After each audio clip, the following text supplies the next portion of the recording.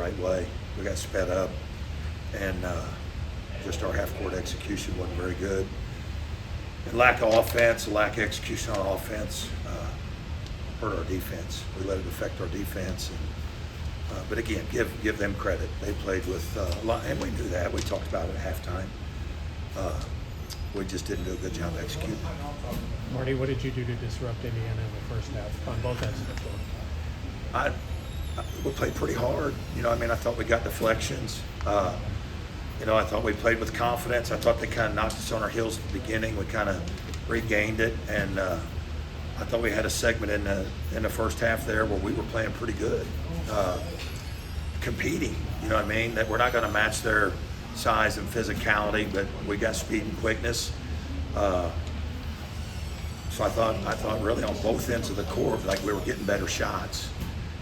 We weren't getting into the rim and trying to score over Balo. Right. We didn't play as sped up, and so that was kind of the difference in the two halves. What was kind of your view of Indiana coming into this, in your scout and all of that, in terms of what you could do to attack them and what you kind of knew how do you view their strengths, Jim? Well, we were concerned with the two guards' ball pressure, and then that eventually was kind of our telltale in the second half. Like, those guys can really get after it. So, playing with pace in the half court, ball movement, player movement, and I felt like when we did that, our level of success was far better. When we let their pressure speed us up and dribble the ball more, we weren't as successful. So ball player movement, was probably the biggest thing, trying to get the ball to the second, third, and fourth side, using your offense as part of your defense. And again, I thought the first half we did a much better job of that. Coach, on Wednesday, Indiana honored Kyle Thomas, Daryl Thomas's son. Did you see that by chance? Pardon me? On Wednesday, Indiana honored Kyle Thomas, the son of the late Daryl Thomas. No, Do you see that? Do you have any relationship with Daryl at all? I played with him here for 2 years, yeah. He's one of the hardest working, best teammates I think I ever played with. I'm not sure Indiana's had a player improve and make the impact on a national championship team like Daryl did. Always had that charismatic smile, cared more about everybody else in the room than he did of himself. Yeah, he's special, very special.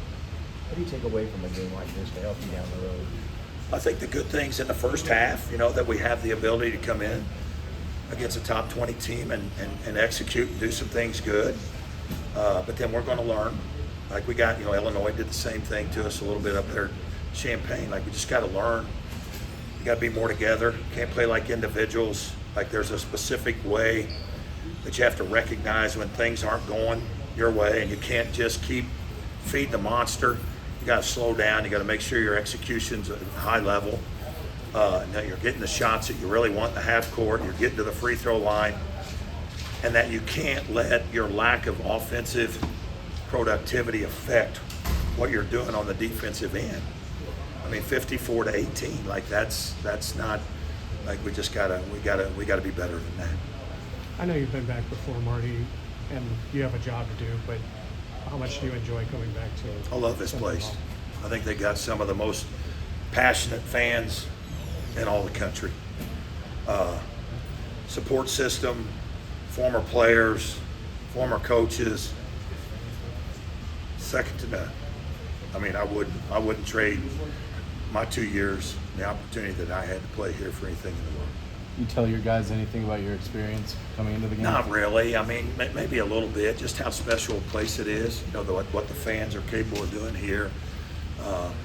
I think they have a pretty good idea, of the history and tradition of Indiana basketball.